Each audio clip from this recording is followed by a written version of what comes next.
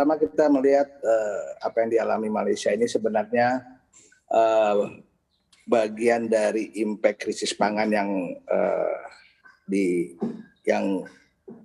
dampak dari pandemi maupun dari perang Rusia dengan Ukraina ini dampaknya akan panjang. Salah satunya yang mulai terasa di Singapura. Karena Singapura sendiri kan dia tidak punya peternakan.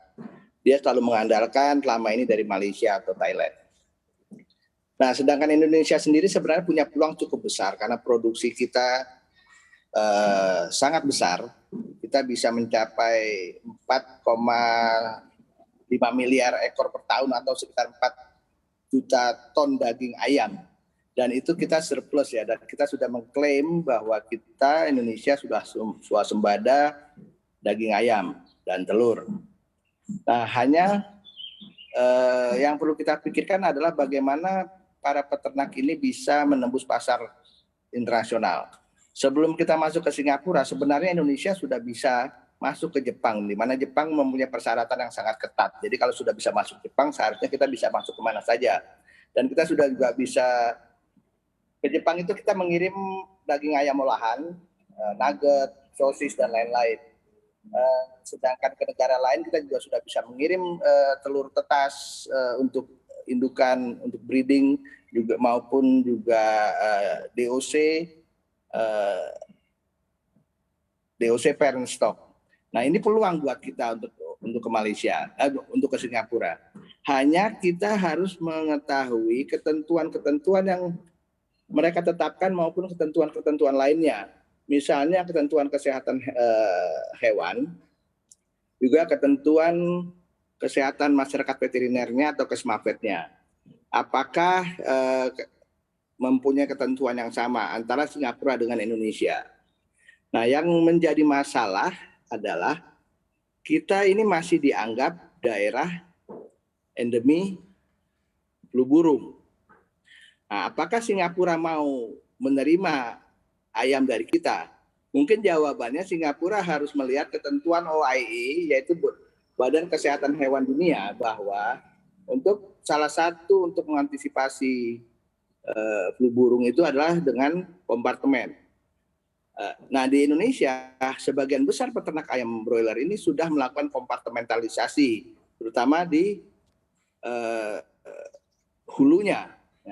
Ini yang bisa menjadi nilai jual kita. Bagaimana sekarang pemerintah dalam hal ini Direktur Jenderal Peternakan melakukan lobby kepada pihak Singapura bahwa sebenarnya Indonesia pertama mempunyai produksi yang jauh lebih banyak.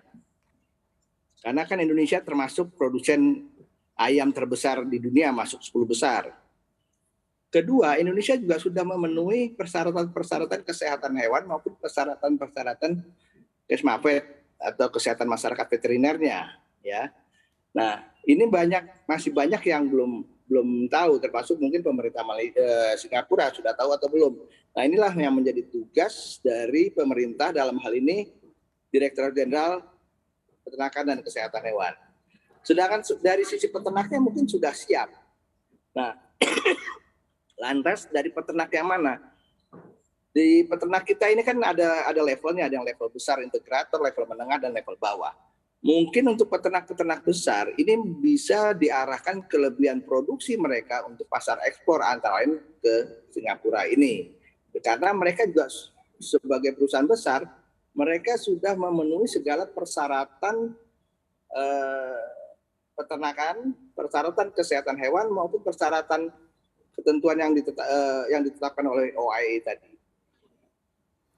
Baik, Pak Ade, kalau gitu berarti Indonesia punya kesempatan dong Pak untuk melakukan ekspor ya. Apalagi kan memang Malaysia ini menghentikan ekspor daging ayam bukan hanya karena lonjakan harga tapi juga karena keterbatasan supply. Dan Indonesia sendiri kan memang oversupply tadi seperti Bapak sampaikan. Ya ini peluang yang harus segera kita tangkap. Tetapi kan peternak atau perusahaan peternakan ini kan tidak bisa berjalan sendiri. Ya, apakah sudah ada pembicaraan bilateral antara pemerintah Singapura dengan pemerintah Indonesia atau sebaliknya? Ya, dalam hal ini otoritas peternakan dan kesehatan hewan di masing-masing kedua negara. Nah, kalau sudah ada, kemudian ini kan bisa disosialisasikan kepada para peternak. Siapa peternak yang mau? Ya. Dan yang lain lagi yang perlu kita lihat bahwa adalah harga. Apakah harga kita kompetitif atau tidak untuk di Singapura? Karena perlu kita ketahui bahwa harga ayam di Indonesia termasuk yang termahal di dunia gitu. Nah, ini yang masalah-masalah yang perlu kita selesaikan supaya kita bisa memang menangkap peluang pasar mancanegara termasuk ke Singapura.